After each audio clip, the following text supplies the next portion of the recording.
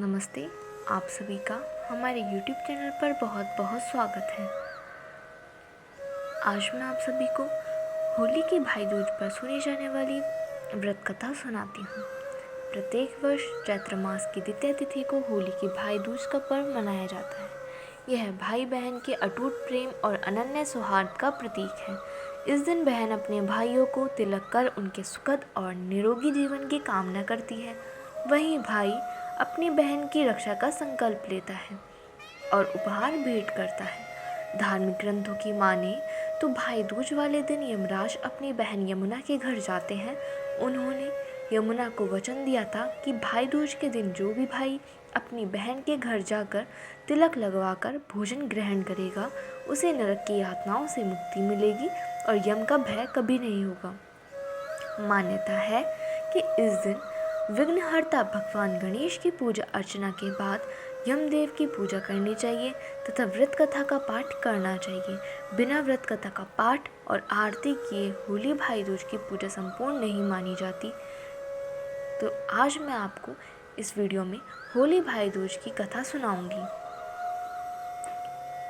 एक नगर में एक बुढ़िया रहती थी। बुढ़िया के 2 बच्चे, एक बेटा और एक बेटी थी। बेटी की शादी हो चुकी थी। एक बार होली के बाद बेटे के मन में अचानक अपनी बहन से मिलने के ख्याल आया और उसने अपनी माँ से बहन के यहाँ जाकर तिलक कराने का आग्रह किया। बेटे के लगातार आग्रह करने पर माँ ने उसे अपनी बहन के यहाँ जाने की इजाज़त दे दी।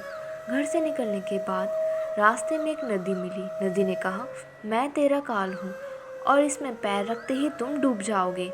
इसे सुन वह भयभीत हो गया और उसने कहा कि मैं अपनी बहन से तिलक करा लूँ, फिर मेरे प्राण ले लेना। इसके बाद जैसे ही वह थोड़ी आगे बढ़ा, जंगल में उसे एक खूंखार शेर मिला। उसने शेर से भी यही कहा। कुछ देर चलने के बाद एक सांप ने उसके पैर को जकड़ लिया। बुढ़िया के बेटे ने सांप को भी यही बताया। इसके बाद वह अपनी बहन के घर जा पहुंचा। बहन ने भाई को देखते ही उसे अपने गले लगा लिया और तिलक लगाने के बाद बैठाकर भोजन भी करवाया। भोजन करते वक्त भाई को उदास देखकर बहन काफ़ी दुखी हो जाती है और उससे उसके दुख का कारण पूछती है। फिर उसका भाई उसकी बहन को सारी बातें बता देता है। यह सब जानने के बाद बहन अपने भाई के साथ चलने के लिए तैयार हो जाती है। वह एक तालाब के पास जाती है जहाँ उसे एक बुढ़िया मिलती। बहन काफ़ी चिंतित होकर बुढ़िया को अपनी परेशानी बताती है। इसे सुन बुढ़िया कहती है कि यह सब तेरे पिछले जन्मों का कर्म है जो तुम्हारे भाई को भुगतना पड़ रहा है। यदि तुम अपने भाई को बचाना चाहती हो तो उस पर आने वाली हर विपदा को टाल सकती हो। बुढ़िया की बात सुन बहन भाई के साथ घर जाने के लिए तैयार हो गई। वह शेर के लिए मांस, सांप के लिए दूध और नदी के लिए ओढ़नी लेकर चल देती है। रास्ते में उसे शेर मिलता है। शेर को देखते ही वह उसके सामने मांस डाल देती है। फिर कुछ देर चलने पर सांप मिलता है।